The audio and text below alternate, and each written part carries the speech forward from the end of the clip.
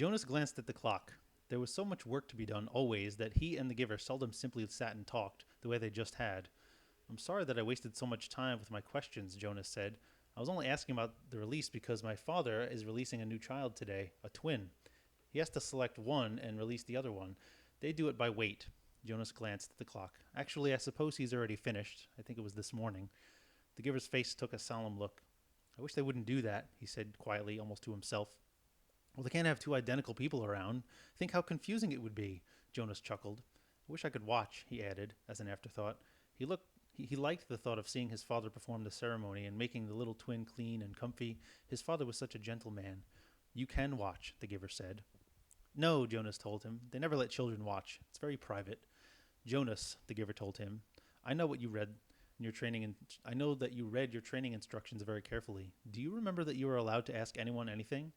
Jonas nodded. Yes, but Jonas, when you and I have finished our time together, you will be the new receiver. You can read the books, you'll have the memories, you have access to everything. It's part of your training. If you want to watch a release, you simply have to ask.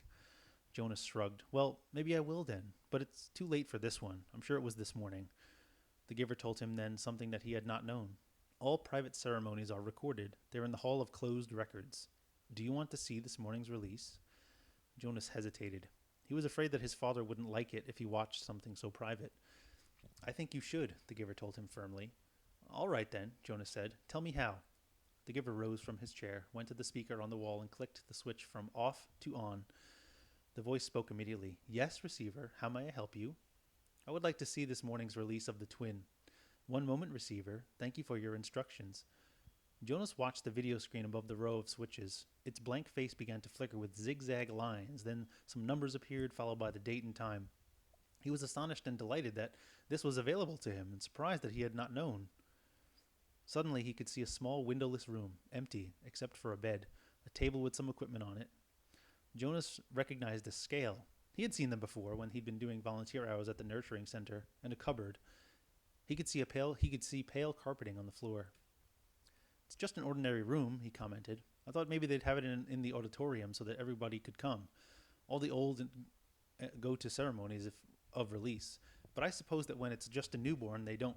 Shh, the giver said, his eyes on the screen. Jonas's father, wearing his nurturing uniform, entered the room, cradling a tiny new child wrapped in a soft blanket in his arms. A uniformed woman followed through the door, carrying a second new child wrapped in a similar blanket. It's my father, Jonas found himself whispering, as if he might wake the little ones if he spoke aloud. And the other nurturer is his assistant. She's still in training, but she'll be finished soon. The two nurturers unwrapped the blankets and laid the identical twin newborns on the bed. They were naked. Jonas could see that they were males. He watched, fascinated, as his father gently lifted one and then the other to the scale and weighed them. He heard his father laugh. Good, his father said to the woman. I thought for a moment that they might be able to be exactly the same. Then we'd had a problem. But this one, he handed one after rewrapping it to his assistant, is 6 pounds even. So you can clean him up and dress him and take him over to the center. The woman took the new child and left through the door she had entered. Jonas watched as his father bent over the squirming new child on the bed. And you, little guy, you're only 5 pounds 10 ounces. A shrimp. That's the special voice he uses with Gabriel, Jonas remarked, smiling. Watch, the giver said. Now he cleans him up and makes him comfy, Jonas had told him. He told me. Be quiet, Jonas, the giver commanded in a strange voice. Watch. Obediently, Jonas concentrated on the screen, waiting for what would happen next. He was especially curious about the ceremony part. His father turned and opened the cupboard. He took out a syringe and a small bottle. Very carefully, he inserted the needle into the bottle and began to fill the syringe with a clear liquid. Jonas winced sympathetically. He had forgotten that new children had to get shots. He hated shots himself, though he knew that they were necessary. To his surprise, his father began very carefully to direct the needle into the top of the new child's forehead, puncturing the place where the fragile skin pulsed. The newborn squirmed and wailed faintly. Why is he... Shh, the giver said sharply. His father was talking, and Jonas realized that he was hearing the answer to the question he had started to ask. Still in the special voice, his father was saying, I know, it hurts, little guy, but I have to use a vein, and the veins in your arms are still too teeny-weeny. He pushed the plunger in very slowly, injecting the liquid into the scalp vein until the syringe was empty. All done. That wasn't so hard, was it? Jonas heard his father say cheerfully. He turned aside and dropped the syringe into the waste receptacle.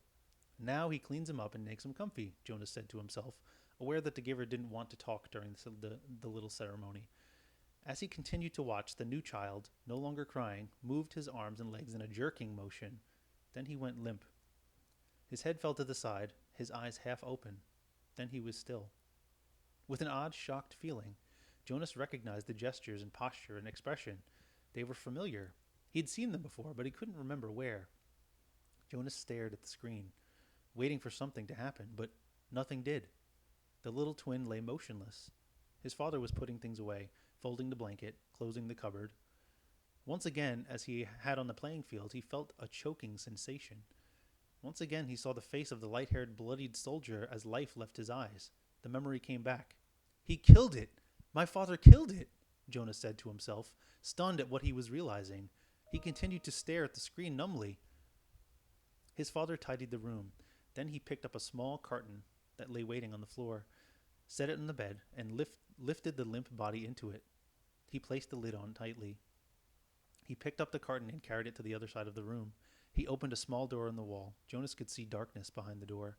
It seemed to be the same sort of chute into which trash was deposited at the school. His father loaded the carton containing the body into the chute and gave it a shove. "Bye-bye, little guy," Jonas heard his father say before he left the room. Then the screen went blank. The giver turned to him.